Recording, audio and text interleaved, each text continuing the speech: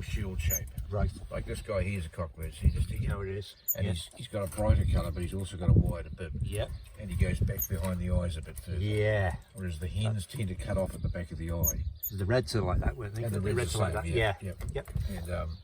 And usually it's the alertness of them. The cocks tend to be more midgety and jump around more, and are usually a better coloured green. Yes. And there's one there that's, you'll see the one that's got which one is it? Where is she? Purple ring here.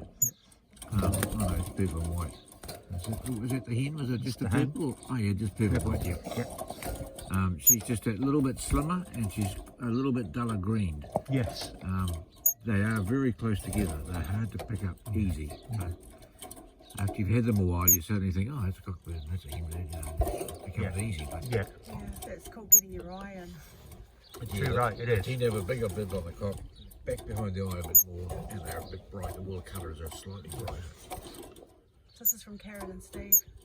Oh, really? Yeah, so Dave teaches with them from We were around their place the other weekend. Karen and Steve. Karen and Steve here in Levin. Oh, They've got some nice apiaries, eh? yeah.